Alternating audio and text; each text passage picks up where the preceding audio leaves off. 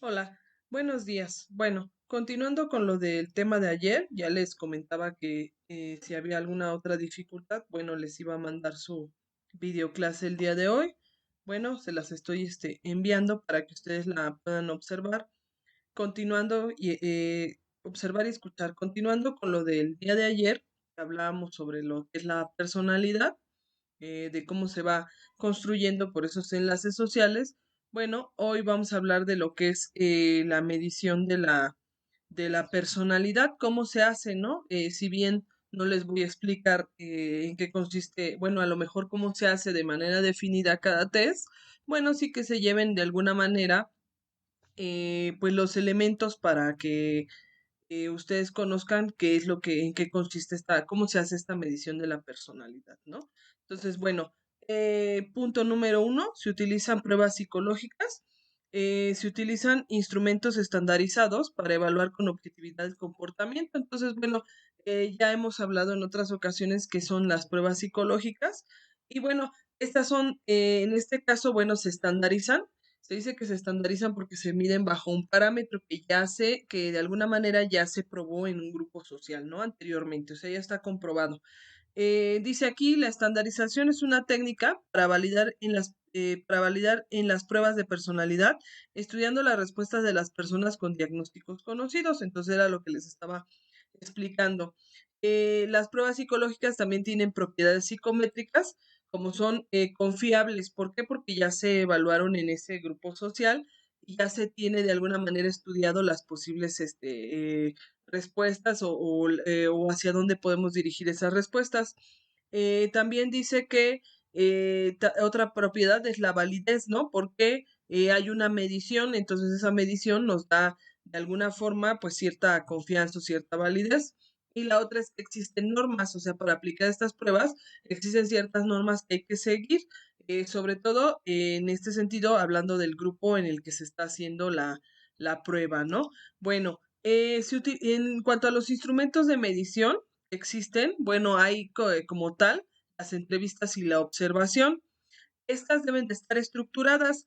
Dice aquí, se hacen preguntas específicas de tal manera que las respuestas del entrevistado puedan ser evaluadas de manera más objetivas, comparándolas con las respuestas que otros han dado en las mismas preguntas. Entonces, por eso es importante el hecho de que este tipo de instrumentos de alguna manera ya se probaron en un grupo social y ya se tiene bien estudiado las posibles respuestas, ¿no? Y la otra, bueno, estas son en entrevistas estructuradas y la otra pudiera ser en entrevistas informales. Estas se utilizan mayormente para la selección de carreras y para recoger información preliminar del determinado diagnóstico, ¿no? Entonces, de manera informal, se hace como una pequeña entrevista indagación para conocer también de alguna manera esta personalidad del sujeto, ¿no? Digamos que esa se utiliza como de un poco, de una forma más inicial, ¿no?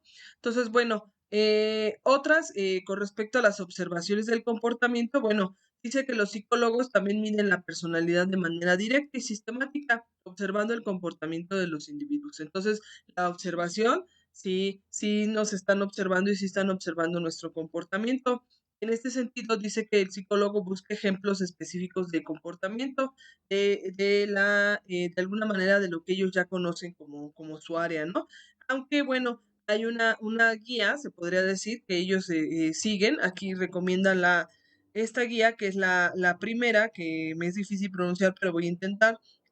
Achenbach Chill Behavior Checklist, que es la CBCL, ¿no? Que es la que está aquí. Y la otra es la B-Board Assessment Scale for Children. Entonces perdón, SC, ¿no? Entonces, estas dos guías son algunos de los ejemplos que se utilizan. Seguramente que existen más, pero bueno, estos son algunos de los que se utilizan para observar el comportamiento. Bueno, ¿qué medidas objetivas se utilizan? Cuando hablamos de objetividad, hablamos de un punto neutro, acuérdense. Entonces, hay pruebas de personalidad objetivas, por ejemplo, inventarios. Estos son, bueno, se utilizan para un número grande de personas y relativamente es mucho más grande, digo, mucho más rápido y pueden ser evaluados de manera estandarizada. O sea, es una serie de preguntas, un inventario, en donde van palomeando sí, no, sí, no, sí, no puede ser, y nos permite de alguna manera responderlo un poco más rápido. Y bueno, de estas son muy objetivas porque deben de ser como neutrales, ¿no? Y aquí está uno de los más usados, que es el MMPI-2, que es el Minnesota Multifaceted Personality Inventory, que es un inventario de personalidades. Dice aquí que es el más utilizado, tiene 500 reactivos, cuenta con 10 escalas y cada una mide en un orden distinto. Está diseñado para ayudar en el diagnóstico de desórdenes psicológicos. En escalas de validez, bueno, se determina hasta el punto en que los individuos distorsionan sus respuestas para presentar más disfunciones o funcionalidades de las que realmente están. Entonces, fíjense qué importante cómo van midiendo la personalidad y cómo va de alguna manera uno conformando o distorsionando esa propia personalidad, ¿no? Entonces, bueno, aquí están las escalas clínicas del MPPI-2, que son, fíjense, miden la hipocondría, la depresión, la histeria, la desviación psicopática, la masculinidad, feminidad, también es parte de la personalidad, por cierto, la paranoia, la psicastenia, la esquizofrenia, la hipomanía y la introversión social. Entonces, bueno, esto es nada más para que se den una idea. Les repito, bueno, son pruebas que realizan los psicólogos de manera formal y como parte de su preparación que ellos tienen, ¿no? Entonces, bueno, en las escalas de validez tienen interrogantes, escalas en donde detectan mentiras, en donde hacen preguntas de incoherencia, anteriores, posteriores, en la inconsistencia de las respuestas de verdadero o falso, ¿no? Y las respuestas que son variables. Entonces, bueno, y ya es como una escala más formal, en donde digamos que ese cuestionario con elementos guía ya les va sirviendo de alguna forma para ir, pues, conformando cómo se conforma esta personalidad, ¿no? Bueno, aquí está un ejemplo de cómo se hace el perfil MPPI, que de alguna manera, bueno, las escalas psicométricas, por eso son psicométricas, porque son capaces de medirse. Cuando se refieren a medir, bueno, se da de alguna manera una escala en donde nosotros podamos ubicar o se pueda ubicar al individuo, ¿no? Seguramente estos parámetros tienen que ver con el tipo de personalidad, ¿no?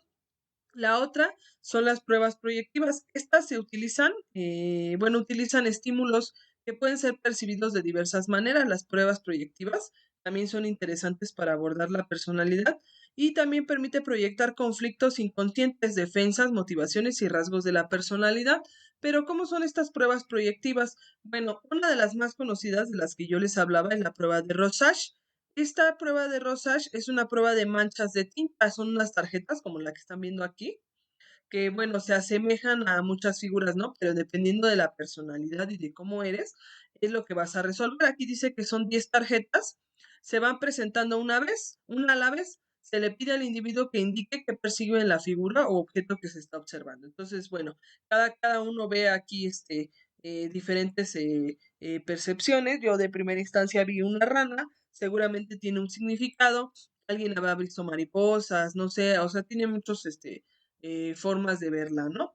Entonces, la otra es el test de la Thematic Aversion Test, es el TAT. Este consiste en presentar al individuo una serie de tarjetas con representaciones en blanco y negro, como las que están viendo ahí. Se le pide que desarrolle una historia relacionada con cada una de las tarjetas. Entonces, estas también nos ayudan a definir la personalidad. ¿Por qué? Porque en la historia que cuentes, bueno, pues también estás proyectando de alguna manera tus situaciones personales, emocionales, que de alguna manera sí reflejan tu personalidad. Entonces, bueno, la otra es por dibujos. Esta es la que más se utiliza con los niños, por cierto. El dibujo es libre. Existen sobre dibujos libres, perdón. También existe sobre un en específico la figura humana, como es uno de los más conocidos. Bueno, aquí está el Drama Person Test, pero hay uno que se llama dibujo de la figura humana, que también se utiliza para los niños.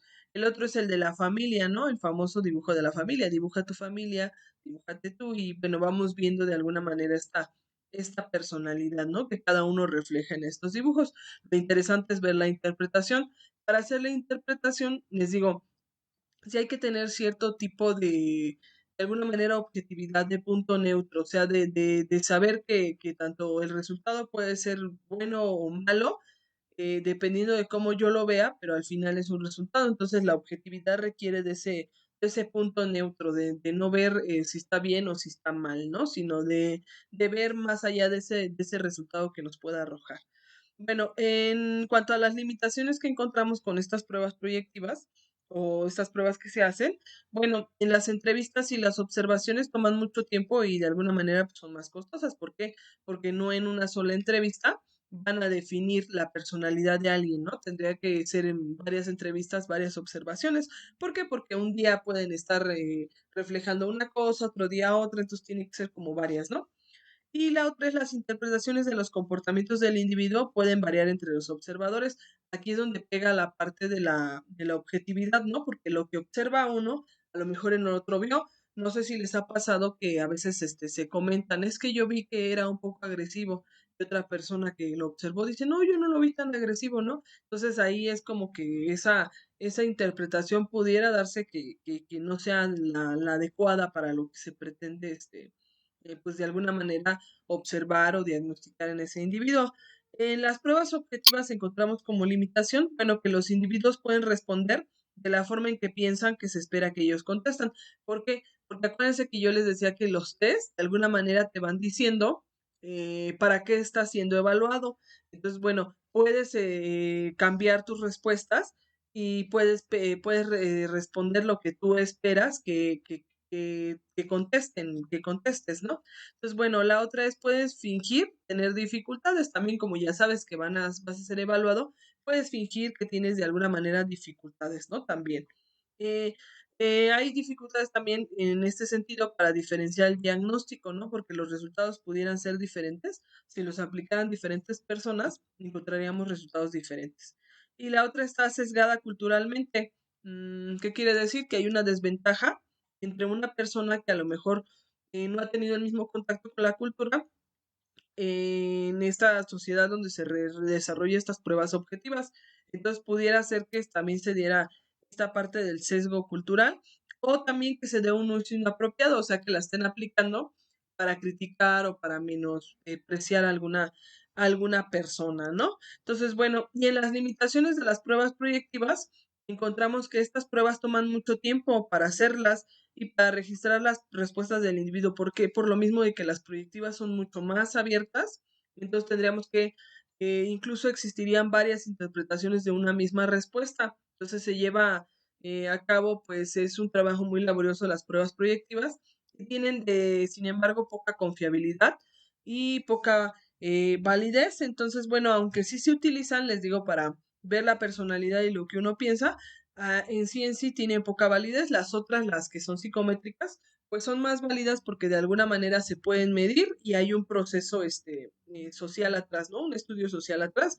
Y en las proyectivas, aunque hay un estudio social, bueno, son resultados más abiertos, entonces de alguna manera son menos confiables. Bueno, entonces, para lo que sigue, les voy a poner un video para que ustedes vean a nivel psicológico qué más tiene que ver esta parte de la personalidad. Entonces les pongo el video y ahorita pues regreso, ¿vale?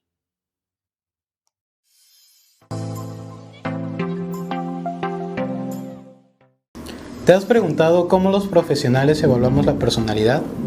¿O por qué dos personas se comportan de manera diferente en una situación similar? Soy el psicólogo Mariano Antonio Chan Pedrero, docente de la carrera de Ciencias Criminológicas y Adversariales. Hola, ¿qué tal? Soy el psicólogo Roberto Benítez. Hoy vengo a hablarles sobre la evaluación de la personalidad. Al hablar sobre la evaluación de la personalidad tenemos que tener en cuenta dos paradigmas que rigen este proceso. El primero de ellos es la evaluación tradicional y el segundo el análisis funcional de la conducta. En esta ocasión les vengo a platicar sobre la evaluación tradicional. Dentro de la evaluación tradicional debemos entender y comprender todos aquellos procesos que intervienen en esta parte de la evaluación tradicional. La primera parte empieza con Sigmund Freud. Él y sus colaboradores consideraban que la conducta humana emanaba desde dentro de la persona, es decir, guiados y movidos por fuerzas internas. Esas fuerzas internas les dio el nombre de pulsiones, instintos, y que en su conjunto generaban algo que se llama inconsciente. El inconsciente es todo lo que viene dentro de ti, que tiene que ver con el sexo, con el calor, con el dolor, con el hambre. Por lo tanto, eso tú no lo puedes evitar, pero hay situaciones que tú puedes controlar para poder manifestar todo eso que estás sintiendo en un momento específico. Podemos colocar que el inconsciente es como una olla de vapor. Todas las experiencias, todos tus instintos, tus pulsiones van entrando. ¿Y qué va pasando? Se va saturando. Y entre más y más y más se satura, va a llegar un momento donde esa olla explota. Y cuando explota sale un síntoma. Pero ¿qué es lo que sale? No sabes. ¿Cómo se identificar qué es lo que sale? Mediante el dibujo y mediante la técnica proyectiva, que puede ser también inclusive hasta un sueño. El análisis funcional de la conducta hace referencia al aprendizaje y cómo las conductas se integran a nuestra personalidad. Contiene 3 elementos, los cuales son biológicos, psicológicos y sociales. El aspecto biológico tiene elementos evolutivos y genéticos. ¿Has observado que en una pelea entre hombres el primer gesto es sacar el pecho? Esta conducta es heredada y de forma evolutiva por los primates, los cuales hacían este gesto para proteger a su manada de otros grupos. El segundo aspecto hace referencia a las conductas y cómo éstas se integran a la personalidad. Contiene elementos como son condicionamientos clásicos y operantes y programas de reforzamiento. El tercer elemento son los aspectos sociales, nuestra interacción con otras personas, cómo su opinión o valoración de lo que hacemos nos afecta y cómo nos integramos y vamos cambiando de grupos a medida que vamos creciendo. Espero que este video haya sido de tu agrado. Te recuerdo mi nombre, soy el psicólogo Roberto Benítez. Soy el psicólogo Mariano Chan. Recuerden suscribirse a nuestro canal de YouTube, regalarnos un like e inscríbanse a la UMAE Business University.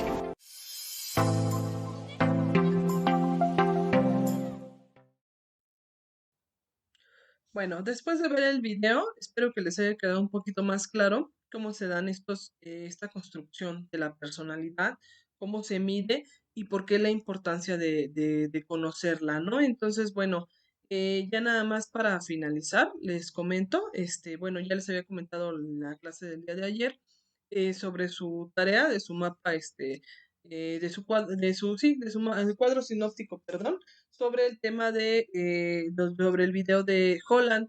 Entonces, bueno, ahorita también van a hacer un cuadro sinóptico sobre toda esta información del video. Y bueno, igual lo van a entregar hasta regresando, ¿no? De vacaciones.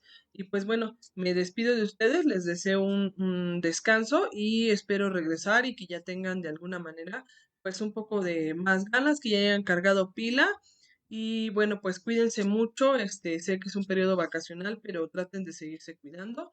Todavía está complicado este asunto del coronavirus, entonces bueno, no se confíen, síganse cuidando y nos vemos regresando. Bueno, cualquier duda estoy en el WhatsApp y pues mucho gusto y que descansen. Hasta luego. Bye.